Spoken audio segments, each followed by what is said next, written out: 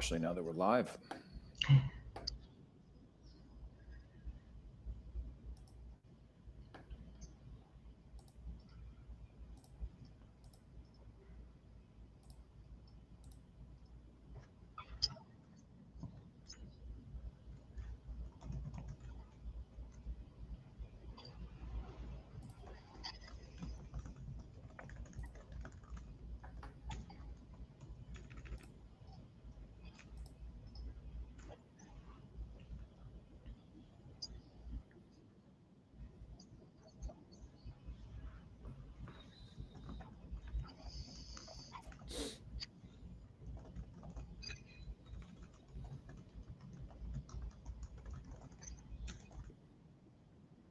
Sure.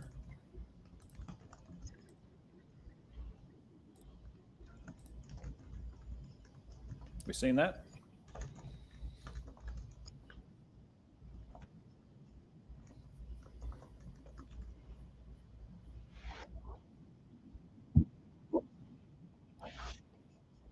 I do.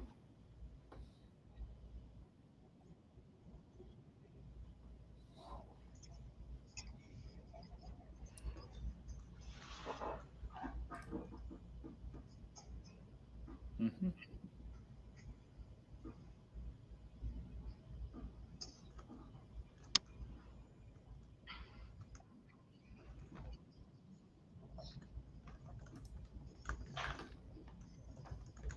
Great. So as we're getting assistance on sharing this screen in CIT 2021 on air, folks who have joined us, thanks for joining us today. Really looking forward to this conversation. If you just want to introduce yourself using the discussion forum option that's at the bottom of your screen, or at least pretend to get to know each other as we used to at CIT in person. Seeing some familiar names.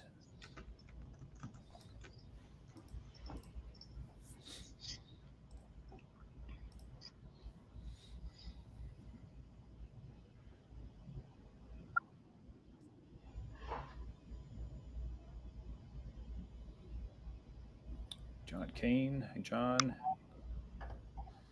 Ken Lindum. Good to see you, Ken. Mary Jo from Brockport.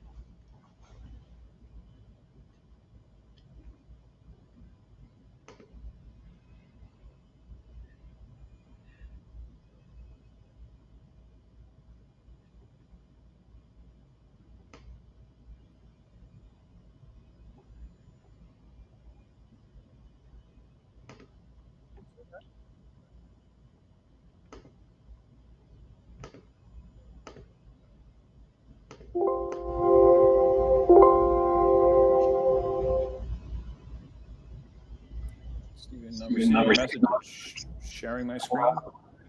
Confirm.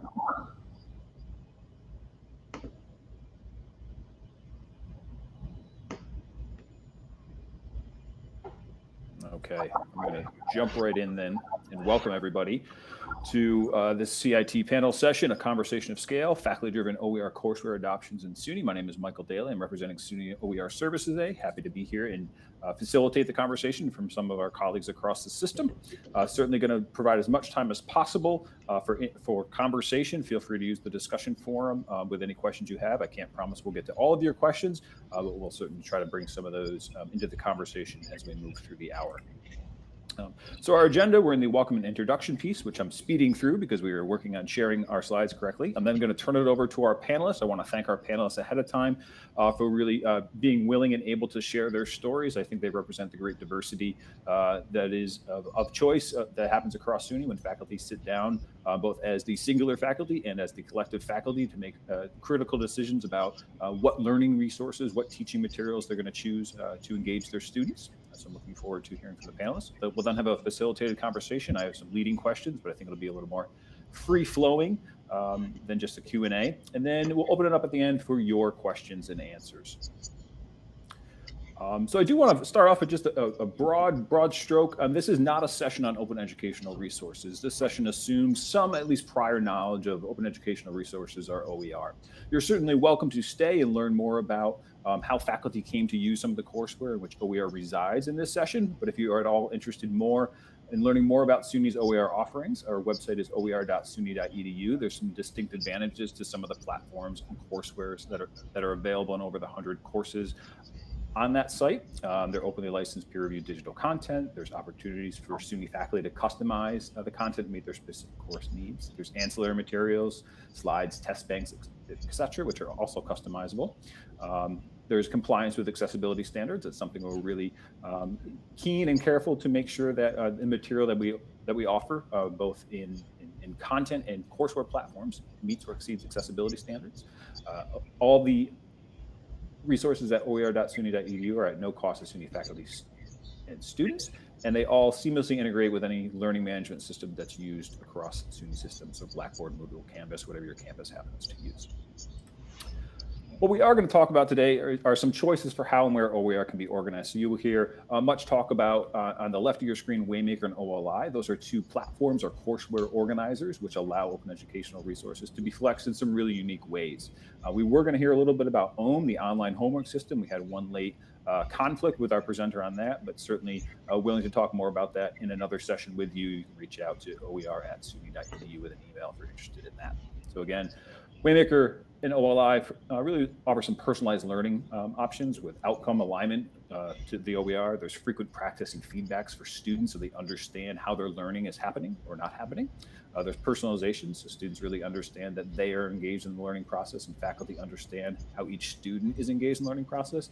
And there's some really unique faculty-student connection tools that are available in these courseware platforms. So what we saw in fall 2020, I say we, SUNY, SUNY OER Services and SUNY's Office of Library Information Services, or OLIS, was really an increased use of OER and OER courseware use at the same time that we saw increasing department adoption trends. Department choices vary in as much as there are as many campuses in SUNY as there are. So when departments sit down and think about, are they going to choose material collectively? Are they all going to use the same resources? That's certainly a campus-based conversation. But what we saw in some of our presenters today, whether they're from SUNY Oneonta, University of Albany, Rockland Community College, SUNY Old Westbury, Binghamton University, or Stony Brook University, was really some strategic decisions to use some of the courseware that I just talked about, Waymaker, OLI, to really provide an evening of the learning surface for all students. So regardless of a student's schedule, they're all going to be engaging with the same content. Their instructor might differ, the climate or the culture of the class might differ, the section might differ, but at least the access to the materials and the way materials were presented with students was a constant. And so more and more campuses, departments, and faculty are choosing these platforms as learning resources for all their courses in the entire department or program. So we turn over our panelists today. We're going to start with the top. I'm going to ask each panelist to introduce themselves. I've given them a bit of a charge to kind of talk about their approach, what they focus on their campus, and then we're going to turn it over to our facilitated conversation. So Katie from Rockland Community College, I'm going to start with you. Great. Good morning, everyone. It's wonderful to be here with you all. My name is Katie Lynch, and I'm an associate professor of English at Rockland Community College, which is just about 25 miles north and west of New York City. I'm also the chair of the Sam Draper Honors Program there. But for today, most of what I have to share with you will be about my role in spearheading the creation of a mandatory college success course for all new full and part-time RCC students and how we used Waymaker as a part of that process. So just a little bit about RCC. We have just under 7,000 full and part-time students, including some international students, about 125 of those, about 2,000 students over 25 years old. So we're still mostly a transfer-oriented institution, but increasingly we're working on workforce and community training programs, including a career skills academy and some other great resources. We also have a strong veterans component to our student population. In terms of the specific initiative that I'll be talking about, this first year experience college success course initiative, in our rollout, which began in the fall of 2020, so right during the thick of the pandemic, we were able to work with about 731 students who ended up going through the course and working with the Waymaker courseware. And that work touched about 33 faculty who were trained to teach the course. So I'll look forward to sharing a lot more information as the conversation continues. Thanks, Mike. Thanks, Katie. And Elise, I don't know if you had the opportunity to join us, but if you did, certainly feel free to introduce yourself.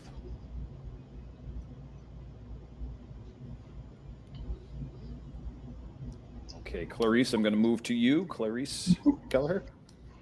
Hi, I'm Clarice Kelleher. I'm an instructor at Binghamton University in the chemistry department. And an instructor there is one of the teaching faculty lines that we have. And we have a team of teaching faculty in the chemistry department that focus on the general chemistry course sequences. So we have about 18,000 students total. 14,000 of those are undergraduate students, and about 1,700 of them take our general chemistry sequences, which we have 3. So we accessed a number, or use a number of OER resources to support the general chemistry courses. And what started all of this for us was the development of a new course sequence aimed to focus really on pre-med students, so or pre-health in general students. And so these are students who aren't chemistry majors, but are science majors for the most part, and want to do well, but may not need their general chemistry textbook and things like that afterwards. So we wanted to really be able to personalize the course with their career goals in mind. And the Waymaker and the OLI and Candela combination allowed us to do that. Thank you, Clarice. And Beth Small from SUNY Oneonta, I'm going to turn it over to you. Excellent. Nice to see all of you. I'm Beth Small from SUNY Oneonta. We're a 4-year comprehensive college, like right in the middle of the state, halfway between Binghamton and Albany. We're not that big. We're between 5,000 and 6,000 students. I'm the chair of the foreign language department, and the OER book I'm here to talk about is the Spanish 101 and 102 book that we actually wrote the book through the SUNY, with the SUNY support, and had helped to create a Waymaker version of it. So our number of students taking Spanish 101 and 102 is not that much, maybe 300 students in a year.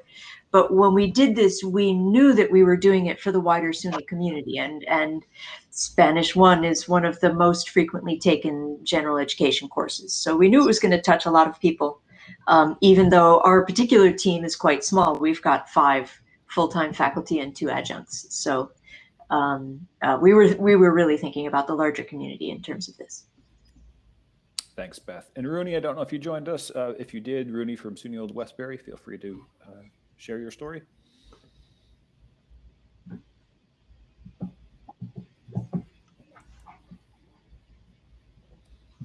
Okay, well, hopefully Rooney and Elise will have a chance to join us later. We're going to turn it over to our panel conversation now. And so I'm going to turn it back over to Beth. We'll start where we ended. And really, Beth, I think you hinted at this, but what challenges were you looking to address when you kind of sat down with your 5 full-time faculty and 2 adjuncts and said, hey, we need to get working on a Spanish OER courseware project? Yeah, because what we did, it wasn't just sort of choosing a new book, it was choosing to write the book. And so it was a whole lot of effort. Yeah, there were 2 really big things that drove us away from the commercial Spanish books, which the first one is cost. A single semester of the full paper and workbook is at least $280.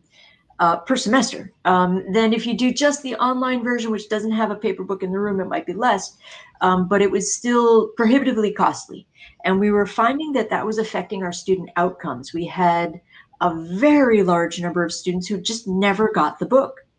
And so they were getting C's, D's, and failing the course. And so those were the 2 really big challenges that we were trying to address. Was the cost. We wanted this to be low or no cost. And we were hoping to improve and it turns out that we were, just to, to give you a spoiler, yes, it improved our student outcomes, particularly at the lower end of the students who had never got the book. Well, they were getting the book now, at least the free aspect of it. Turns out when we initially adopted it, we did a low-cost printed version of it, a binder. It was $25. We had a substantial number of students who didn't want to pay the $25 for the printed version of it, and they were like, no, I'll just bring my laptop and use the online. We really are going to continue to push our students to spend that $25. It's way better than 10 times more, 250, 280, and we find that's the not going completely digital, all in digital only, we're thinking is going to have an even higher effect on our student outcomes. And Clarice, same question, and other panelists feel free to jump into some of the challenges you were looking to address as you sat down and said, hey, we have a new chemistry course sequence. So what would be challenges? Sure. So first was really taking advantage of having a new course sequence that we were designing with a team of faculty who are chem educators. So that was like a huge bonus for us to say, this is something we can do from scratch now. We don't have to push against something that was working to make it better or hope to make it better. We're just starting fresh. But one of the big challenges was being able to personalize, or course personalize, not individual personalized, toward the interest of the 3 different streams. So we now have a pre-health science major kind of chemistry sequence. We have a biochem major chemistry sequence, and we have an engineering student chemistry sequence. And so using the OER resources, we wanted to address like each of those 3 classes individually. The other thing we're doing is that the lab associated with the new course is a CURE, which is a course-based research experience, and it involved a lot of environmental aspects, like water quality kind of labs. So that's not in a Gen Chem textbook, but we need a resource for the students. So now you add on like a second textbook when they already have to buy a lab manual and things like that. It just didn't work. And working with the SUNY OER people, we were able to put it all together in one resource. And so that was a huge benefit for us. And we also started focusing on things like how to do research, how to do teamwork, and there were resources to address all of those and put them all together in one nice thing that we could connect through our LMS. So that was sort of taking all these individual pieces and getting them into one resource. The cost was a huge added bonus, right, to not have the added cost. Our class is expensive. Lab manuals, goggles, lab coat, there are certain things we can't get away from, but that is something we could. Thank you. And Katie, I'm going to turn back to you at Rockland Community College. If you could talk about the process that you and your 33 colleagues, large kind of cohort there, 33 faculty, the process that you went through to arrive at the decision to use the College Success Waymaker course. Yeah, of course. So this whole process for us emerged from the Guided Pathways movement, and I'm happy to say a little bit more about that if anybody needs me to. But for now, I'll just gloss over that part and say that in late 2018, when we were really trying to ramp up and figure out what our new college would look like in the Guided Pathways movement, we identified the first year experience as a place where a lot of improvement had to happen. We really did not have a coherent first year experience. We did not have a mandatory college success course. The college success courses that we did have were operating in very small pockets, like only for developmental students. And so we really wanted to change that narrative. So what happened was that I led a team of faculty, staff, and we also brought in students to consult with us. And we did a really extensive research process, both within SUNY and outside of it, about what are other colleges doing, what texts are they using, what's the structure of their course. And so over essentially about a year and a half, this led us to create a course, and it's contextualized by meta major, so by sort of school. If you're interested in that, I can explain a little bit more. But there's 6 different courses on campus, each of them contextualized to a different meta major or cluster of majors. And each of those courses is using the Lumen College Success course with Waymaker, and we identified that as part of a research process. So we were looking at commercially published textbooks, we were talking with students, but I, as the leader, was pushing very hard for OER, and that comes out of my own personal enthusiasm for OER over a number of years. And so we did finally decide on, on the College Success course with Waymaker. It was a wonderful tool because getting the faculty trained on that was relatively simple. There were a lot of resources available. We did a lot of professional development in the summer of 2020, so just under a year ago. That was the big push at that particular time. And, it ended up being a very smooth process. I didn't have a lot of I didn't hear anything from faculty that was complaining about the platform itself. In fact, they were just very excited about how easy it was to communicate with students and to see how well students are doing. So I'm happy to go into the weeds on any of what I just said, but it was a process. We ran into some political hurdles. We ran into some logistical hurdles. Of course, professional development was a bit of a challenge at times, but it ended up being something that we were able to roll out in the middle of the pandemic. And from here, we're just looking at continuous improvement, how to get better. Great, thanks, Katie. I do want to welcome Elise Gervais to the panel. We got her out of the crowd and into the presentation mode. So Elise, I'm going to let you introduce yourself and then also maybe talk about some of the processes that you went through in choosing the biology courseware that you did. So welcome, Elise.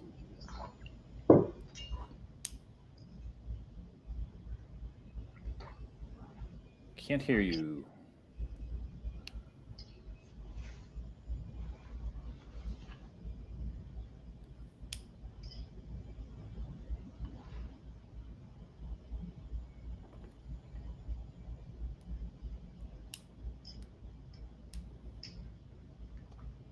All right, we're going to come back to Elise. I think I'm going to have Stephen work in the background to get her audio up and running. But I do want to talk a little bit about, and Katie just mentioned the professional development. So I'm going to open this up to any of our panelists. Feel free to jump in with your perspectives and your opinions. The important role that faculty development or professional development, the various ways and means that take shapes, has played in your trajectory, in your adventure, in your choices. So how much is that essential, important? What role did it play? Elizabeth, I see you nodding your head, so I'm going to go to you first. Part of my perspective on this is because I'm not just the one of the co-leads of the project, but I'm also the department chair.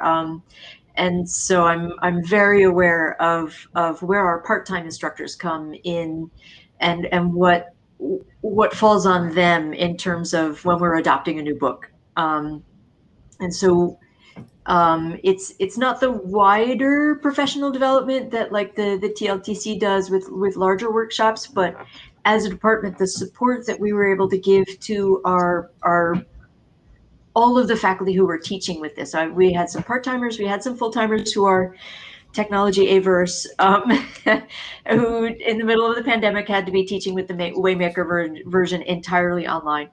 And so to begin with, we worked up sample syllabi that we're a small enough department, we don't lock our instructors into the syllabus, but it really helped giving them something to start from, right? When you're looking at a new book and you don't know how it's organized, it helps when somebody who wrote the book can say, yes, we were intending for you to spend 3 weeks on X, Y, or Z. And the other really major thing that we did that made things so much easier for our instructors on the ground using the Waymaker platform specifically was to have one of the instructors be a coordinator for the course who, when fellow instructors were having trouble getting things arranged, working out how to run the Waymaker thing, and running out of time because they're, all of the pandemic reasons for not having time for it, they were able to give this instructor access to their course. Just like, I'll just go in and I'll set it up for you. And now I'll show you how to use it. So that level of one-on-one support to help people actually make it work for what they needed was the key thing. In our little department. Now, to make this happen at scale, I don't know how larger institutions do this, and I'm actually really kind of interested to hear. But on the boots on the ground level, at the course level, that course level coordinator support was crucial. Great, thank you. Elise, I'm going to go back to you. It looks like you got your microphone set. Nope, not yet.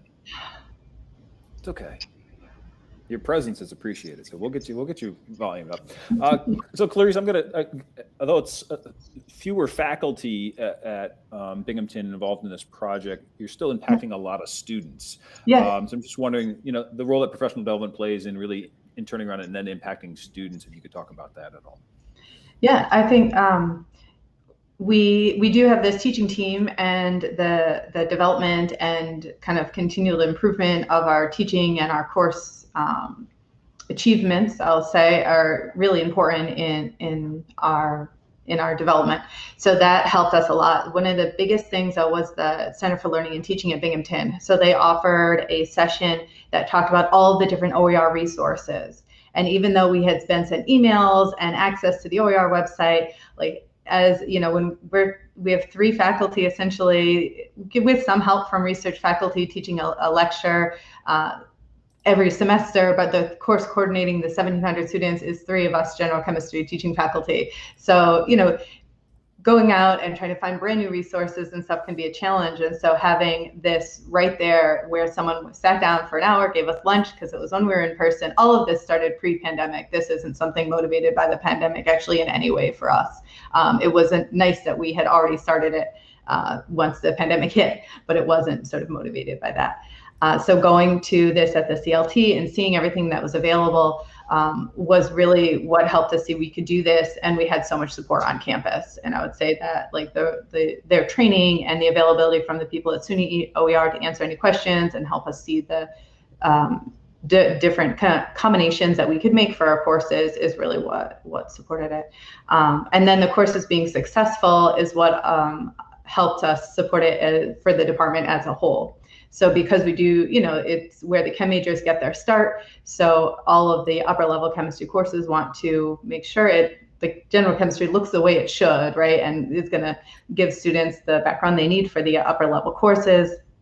Is sort of most of the faculty want to have some input, right, depending on their interest level. And so our ability to sort of talk about the resources, demonstrate the resources, and have the campus support was key. Thank you. Just checking. Elise, do you want to try your microphone again? I can try again. You're great. Yeah, there we go. Technology. The biologist persists. All right, Elise, I'm going to turn it over to you. Introduction and anything you want to add that you've listened. I know you've been listening to the conversation, so I've welcome, been trying. Yes. Hi, everybody. I'm Elise Gervais. I'm working at SUNY Albany in the biology department. I'm teaching a relatively large class, the second half of the Gen Bio sequence for our university. I teach that all 3 semesters. So the summertime usually runs about 35 students. In the fall, it's about 75. And in the spring is my big class, 2 sections, anywhere from 600 to 800 students, depending on the year. I'm the only person teaching that course, and I collaborate with my colleague who teaches the first half of the session as far as like textbook use and that sort of thing, so that the students aren't switching textbooks between 2 classes that are sort of required together. We made the switch to the OpenStax textbook a few years ago, and I sort of stumbled into Waymaker, thankfully, right as we were coming into the spring 2020 semester, when we were sort of getting kicked off campus and sent home for the pandemic. That's when I sort of stumbled into it and was able to really get into it and use it over the summer for that summer course. And then the fall class was I sort of ramped up from small, medium to large and was able to use it successfully. The students loved it for this past spring semester for my big class. Can I push you on that point? Why your students loved it? If you have any anecdotal evidence or... Yeah, mostly anecdotal evidence. I mean, the students really liked that there were the practice questions as they were going through the readings. I graded those on completion, which is kind of how Waymaker is designed. They got to interact with questions based on the specific reading they just did. They really liked having those practices. And then for the quizzes, they got a couple of attempts. So they were I think the whole semester just felt a little less stressful for a lot of them. It was a lot more smaller points, lower impact assignments instead of 3 or 4 really high impact, high stress your whole grade's dependent on 3 exams kind of thing. The students don't, in my experience, anecdotally, don't love that. So if I can give them lots of assignments spread out, they're learning the material in smaller chunks, they're doing better at mastery, and their stress level kind of comes down a little bit because it's not all on that one exam. I really liked it because it sort of broke the semester up into more usable chunks instead of having them keep focusing on that one piece of content from 3 weeks ago that they still didn't get, and they're not learning anything new in the meantime because they were sort of stuck. They were able to move a little more piecemeal through the semester, and I think that worked for a lot of them. Thank you. I know we're going to come back to you, but I think it's really interesting as we talk about scale and using OER courseware in large course sections, that what we actually talk about in terms of pedagogical choices is breaking things into smaller chunks. So you scale and break down at the same time. Rooney, I'm glad you joined us. If your microphone's working, please introduce yourself. Rooney from SUNY Old Westbury, who really led one of the first department-wide adoptions of OER courseware in SUNY. Rooney, I'm going to turn it over to you. Hi, can you hear me? We can, thank you. Oh, good. Finally, I've been sort of out in the virtual wild since the beginning of the session, but thank you for inviting me, Mike. I'm Rooney Mukherjee, and as you heard, I'm from SUNY Old Westbury, and I was chair at the time when I was invited to a presentation, actually strong-armed by our librarian, Joanne Spadaro, who had really, spearheaded the initiative, OER initiative at Old Westbury. And she basically carried a copy of the book, put it into my hands and said, you've got to come to this presentation, and et cetera. So I adopted the textbook first. And let me just tell you a little bit about Old Westbury, which sort of gives the context for why I was so interested. We are a majority-minority institution in the sense that 67% of our students are either African-American. We have about 28% African-American, Caribbean, Black population. About 25% are Hispanic or of Hispanic background. And about 14% are Asian. So we really, are, as I said, a majority-minority institution. And in addition to that, the majority, again, more than two-thirds, about 3/4 of our population are transfer students. And then not just transfers from the community college, Nassau Community College and Suffolk Community are within 15 miles of us. But we have a significant transfer from other SUNY institutions because a lot of our students, and we're about 30 miles from New York City, but our catchment area is actually the 5 boroughs. So we get students from Queens, from the Bronx, from Staten Island, who often travel very long distances to come to us. And these students, when they go to other SUNY institutions upstate in Geneseo or Oneonta or any of those places, they seriously are in the minority and in a minority community, and don't fare very well, many of them. So we have many, SUNY students transferring back into a 4-year SUNY college. And again, another very large majority of our students are also EOP students and are on financial aid. So the increasing costs, and I'm in the psychology department and I teach psychology, and I've taught intro to psych from the very first semester I arrived at Old Westbury, because I've always been convinced that that was sort of the most important course in a sense to welcome people into the major and to really provide majors with a really good, solid foundation to move on. So we were grappling with a tripling of the size of the psychology major in the 5 years that I was chair.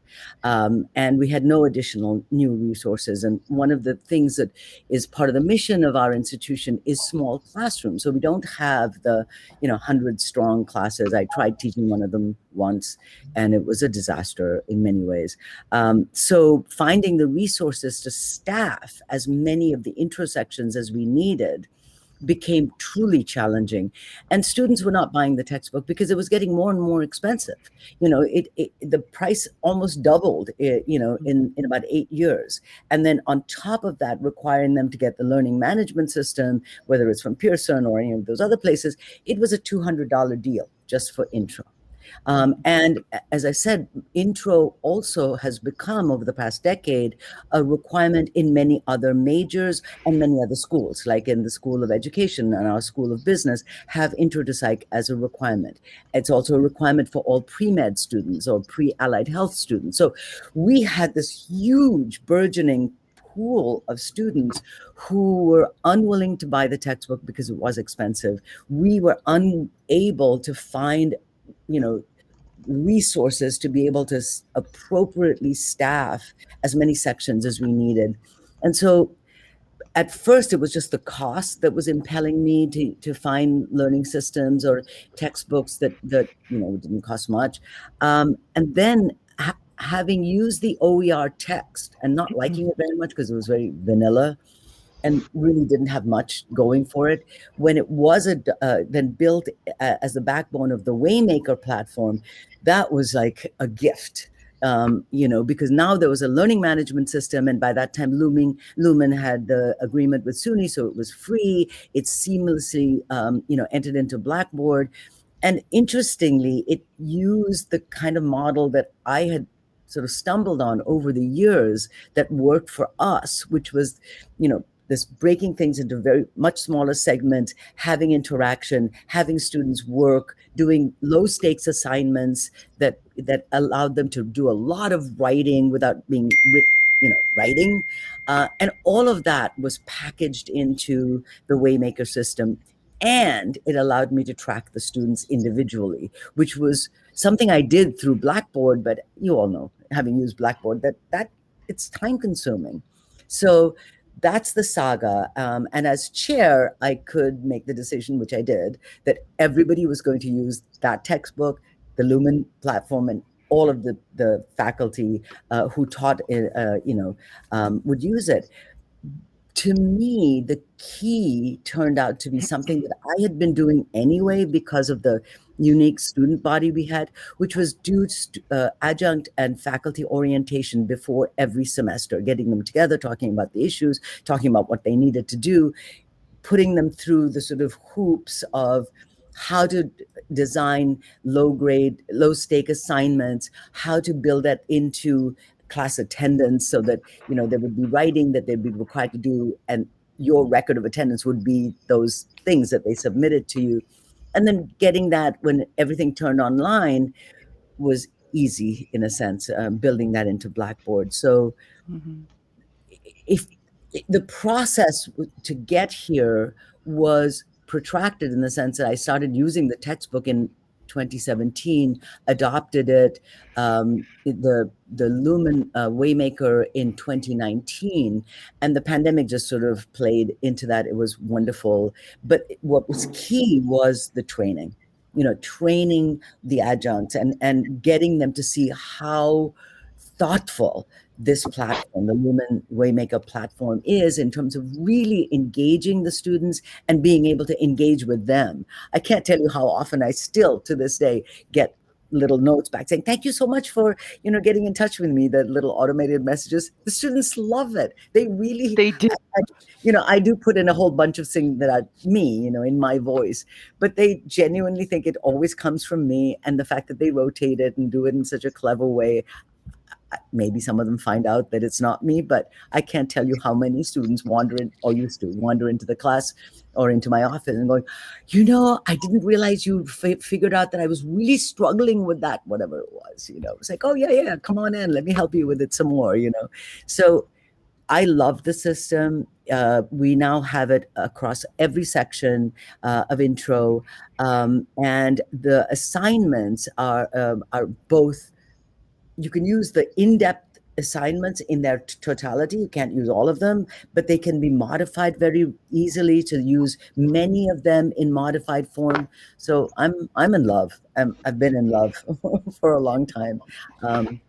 Thanks, Rudy. I don't know if there's any other specific things you want me to talk about. But no, that's great. I think you provided a great grounding of kind of your process, which I think is a very natural one to start with. I'll use a low cost or free textbook, and then say, oh, what else is out there and ways to engage students, which is where I want to pivot next. I'm going to turn to Clarice at Binghamton, because I know you've been really intentional, you and your colleagues, in understanding the impact that these choices have on student success. So if you want to share some of the data, or at least talk about some of the data that you've looked at and analyzed in terms of impact on student success, that would be great. Yeah, I can talk about it a little bit.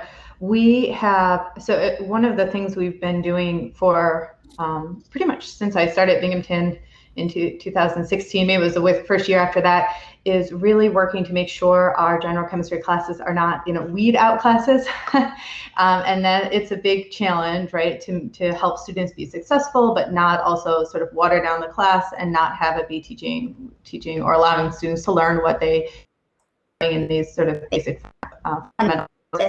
So we had a lot of success, and that success has allowed us to use more and more things, because although we can do a good job here, so trust us to do more. So we always keep track of our data and do a lot of assessment with our courses whenever we make changes. And I would suggest anyone trying to do more and more changes in your courses, you should do that, even if you're not a data-driven person. It helps to get more support from a broader community, whether it's your department or the university that you're working at or whatever. If you have ways to say it really works, then that helps a lot. So we have one course that's we consider a small course, and it usually has around 75 students, and it's a one-semester chemistry course in a spring semester, and we often put material there to sort of test it out. And that is where we put some of the first OER about team building. So it was the Collaborate U OLI resource. And the students, like more than 50% of them basically said it helped them make their teamwork more effective in one way or another, or they learned more. There was a series of survey questions, and all of them, even though their discussions, which is where they did the teamwork, were remote once we started really doing this. So despite the fact that a remote Zoom discussion, in my mind, shouldn't foster as much teamwork as in person, sitting together in a lecture hall with undergrad and grad seats to help them, it still was a big improvement on their view of the discussion and their ability to work in teams. So that was sort of a first set of feedback we got, that it's worth it, especially when it's a free resource like that. And then the other class that had, I would say, the biggest impact is our new general chemistry lab, which is the CURE lab. So the course curriculum undergraduate research experience. So they come in and they do a chemistry-based environmental lab where they're testing water samples, and they decide their project. So it's all based around water chemistry, but they decide what they're going to test in the water, and they go get samples. We don't let them go to the river because the Susquehanna River runs through here, and they really want to jump in. And we're like, no, like there's a lawsuit waiting to happen, right? No, get it from the stream. The water in the building, no rivers. No. But their view on the surveys is that when they leave this course using all of the OER, and this course is entirely OER. The only thing they buy is the safety material and the lab manual that we put together ourselves. So it's relatively inexpensive. Everything else is OER. And they view when they leave this course that they're ready to go out and do research in the real world. Right, like something like 70% of them said we're ready to do research. We learned a lot about doing research, and we include the chemistry material, the environmental material, and some material on doing research and identifying good literature searches, and an OER resource like that. So that's, I would say, one of our greatest impacts, because that would have been a hard course to have a good resource for if it wasn't for the OER options. Great. And Beth, I know you alluded to earlier about some analysis of student success in the Waymaker Spanish courses. If you want to talk about that, that'd be great. Yes, it's actually Ed Beck from our TLTC, who I think is listening on the call, was the one who pulled that data for us. And it was really revealing that the first time that we used our book, which was actually the Candela version. This was pre-pandemic. We hadn't even finished the Waymaker version yet. But it was a $25 book. And we had fewer C's, D's, and F's just because of that. In terms of now that we've got the Waymaker version, and we've been completely online now for the last 2 semesters, it's entirely free for the students. They're not even paying for the $25 printout. And so I expect that to be sustained and maybe even improved, because we were initially, our team was kind of Waymaker skeptics. We were not all in on the digital thing.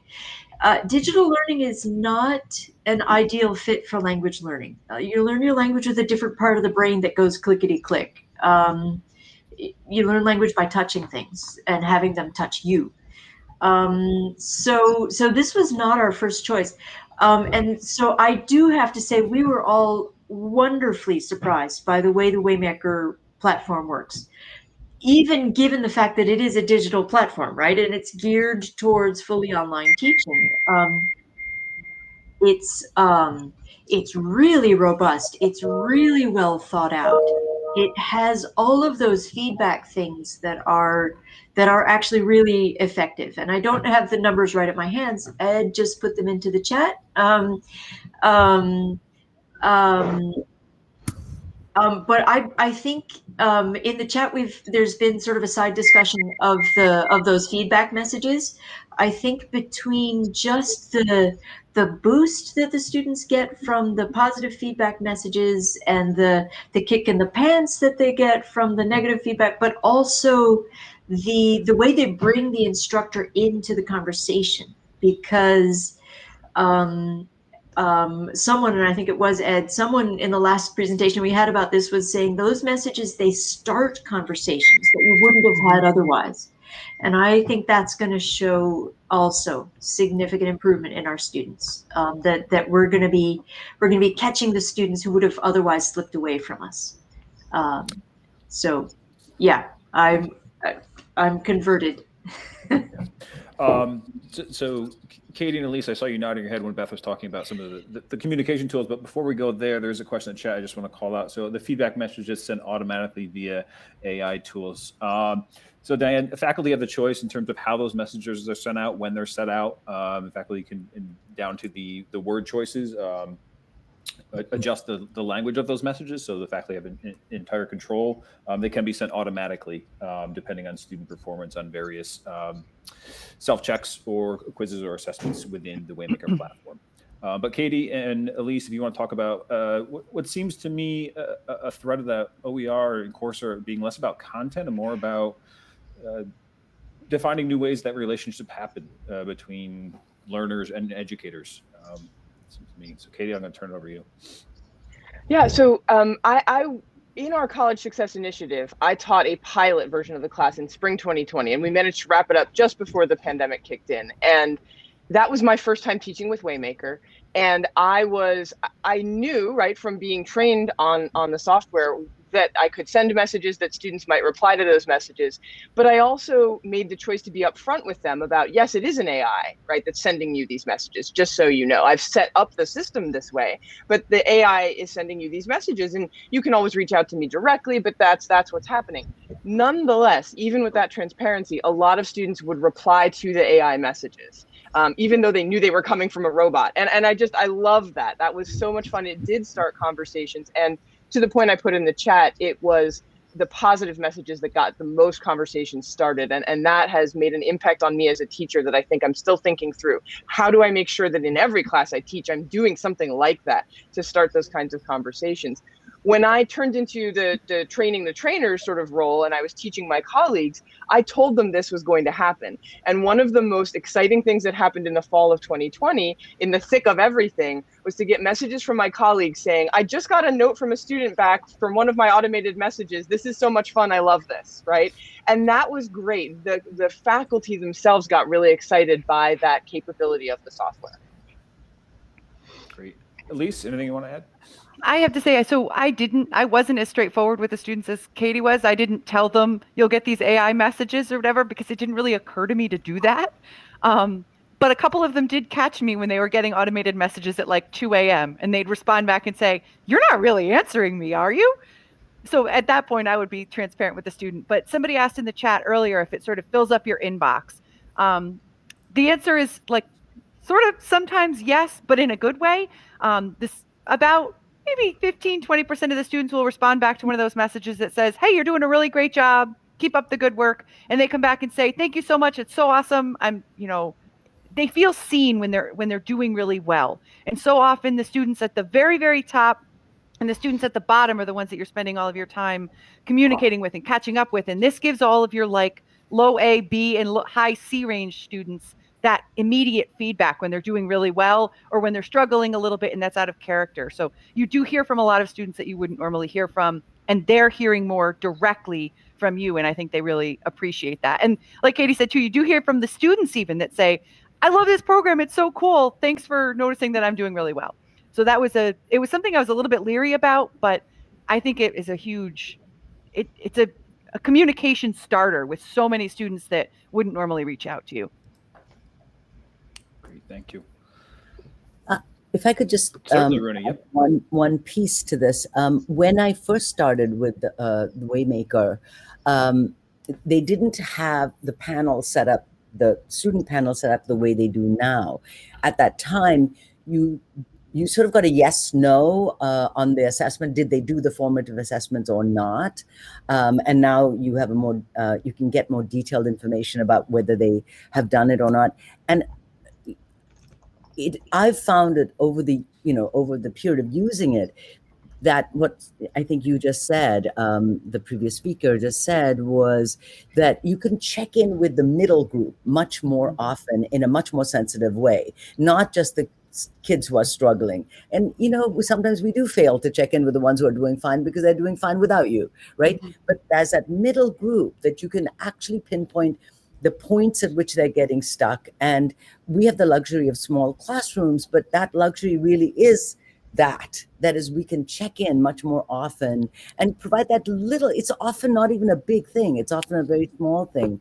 And I really appreciate that aspect of Waymaker, of that part of the platform. So I just wanted to sort of reinforce that. Katie, if you want to bring this topic up, it's great. Just so you put in the chat, the pretest that students take. I think that's a nice introductory to maybe some of our participants who haven't taught with or used Waymaker. If you want to talk about the pretest. I can do so very briefly. I'd be curious to hear what my colleagues and how they use it. But the pretest in each section, first you have the contents organized into tiles, and there's now soon going to be other ways to look at that in more of a chapter kind of perspective. But the student starts with a section on why the topic matters, why this particular unit matters, which is really helpful. So what, right? Why are we doing this? And then they immediately segue into a pretest. And the really exciting dynamic part about the pretest is that then color codes the rest of the study plan so that they can see which parts of that particular unit they need to work on the most. And that helps them study smart. So, instead of just studying everything, they can focus their attention on what is color coded, red or orange, as opposed to what is color-coded green. And I think that's teaching them to do that helps them learn a really important success skill in general, which is you don't need to study the things you know, you need to study the things you don't know. And our students don't always know that.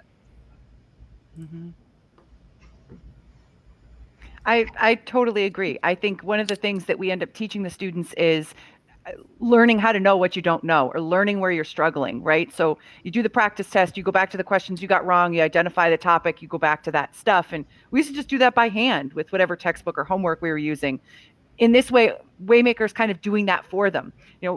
Here are the things, red, you did really poorly. Orange, you need a little more work. And the green stuff you can kind of just skim back through or ignore for now. And I think it's sort of teaching them that skill without being really overt about it. It's sort of, covertly teaching them study skills. It also gives us as faculty a way of knowing, what many of our students are really struggling with at the very beginning of a chapter. I mean, I look at, sort of that profile that I can see, and it sort of, I then get to see what stuff I might want to spend more time on in a given session or less time on in a given session. And the students also, and this is one of the more important parts, I think, is learning how to learn is not something that is inborn. It takes a set of skills for students to learn the skill of learning, and having overt ways, explicit ways of pointing those out. Here's what you don't need to go over. Here's what you're really struggling with. Let's go back to that and figure out what it is inside that you're not getting, an idea about. I found that over the years, now that we've been using this for the last 2.5 years, it's been really useful. So that's 7 semesters worth of data, anecdotal, but nonetheless, it's been useful. All right, I'm seeing the 5-minute timer on my screen, so I did want to ask one more question that maybe everybody can answer somewhat briefly. But we've got a good crowd here, a good attendance, people considering new choices. Just some advice that you would offer our audience today, things that you would definitely do again, and things that you would, definitely not do if we're starting this journey again. So, Clarice, I'm going to start with you first. Sure. I think the biggest thing for us would be to think really clearly about what your goals are first, so your goals for yourself as an instructor and your goals for your students, and that should drive the choices you're making, really. And then reach out to whatever support you have on campus and the OER people, because there are some things that we struggled with in the beginning and we didn't realize quite how helpful the sort of, IT support, or whatever you want to call it, at OER could be, because it's not always, it's not the same as a lot of the publishing companies. It's a lot more supportive than my experience with those. And I think, we probably should have reached out earlier and more often, because things could be changed that I didn't even realize would be options to change and put together. So I think those would be the biggest things. Great. And Elise, I'm going to go to you, although you've got a few semesters under your belt, things that you would do again, definitely, and things that you would, back in time, take a different step. So I think for me, the slow roll transition really helped. So we switched to the OpenStax textbook, I think 1.5 years before I started using Waymaker. And that transition for me just happened to roll out slowly. It wasn't like a stop everything total redesign. I was still using the slides that I had made around the Pearson textbook we had been using prior. And then I slowly worked in transitioning the materials to better match the textbook. And then eventually, when I found Waymaker, it was sort of like adding back all the sort of homeworks and stuff instead of designing them for myself on Blackboard. So knowing what's available to you sort of all at once might have sped that process up, but it would have saved me a lot of work creating all of my own homeworks in Blackboard and all of that sort of thing. So I sort of second the previous statements. Ask for the help on campus. And the OER team has been absolutely wonderful for sort of showing me where all the hidden stuff is that I didn't know existed before I found Waymaker. That was an absolutely huge find. Great. Thank you for being honest. Rooney, I'm going to turn to you. Going back to when Joanne showed up at your office door with that OpenStax textbook, what would you have done differently? What would you have done the same? I would have done it the same for the same reasons that Clarice just mentioned, that sort of slow phasing in for me worked really well, because as I work with new faculty who are teaching, I know some of the places where they're going to get stuck, or some of the places that I need to focus on. So the slow roll-in worked for me. I'm not necessarily advocating that it should be that slow, but it takes a while to it seems to have so many bells and whistles, which can seem daunting to people. But the OER team, the Lumen team, have been amazing supports. I mean, I start off our orientations every semester with the presentation with somebody like Laura Murray, who will give her 15-minute spiel and stick around for more questions. And then, I start my piece about how at Westbury, this is what's useful. So, the support that I've gotten from the Lumen people has been amazing. And I've provided a lot of feedback, and some of it found their way into tweaks and changes that they've made, which I've felt very gratified by as well. So that responsiveness really strengthens my commitment to using this. And the feedback that I've gotten from faculty who've now been required to adopt it is that those bells and whistles at first seemed really intimidating, but are really rewarding, and they feel really comfortable with it. So a slow phase in is good. I think it might be necessary, but not necessarily, as long as the 1.5 years it took us. and Beth, and then I'm going to go to Katie to wrap things up. So I will repeat what everybody has said so far, because that seems it's the best advice, particularly in terms of adopting a book, right? Have a plan, work through the plan. In terms of what we did, which was beyond just adopting the book, but writing it, it's not just finding the support to implement the book, but finding the support to write it. And OMG, the Lumen people, our guy in Portland, the language book lead at Lumen, was indispensable for creating the book, and not just because of yes, he did all the technical stuff to make it online. So yes, lining up your support. That's what I would agree with. Great. Katie? Oh,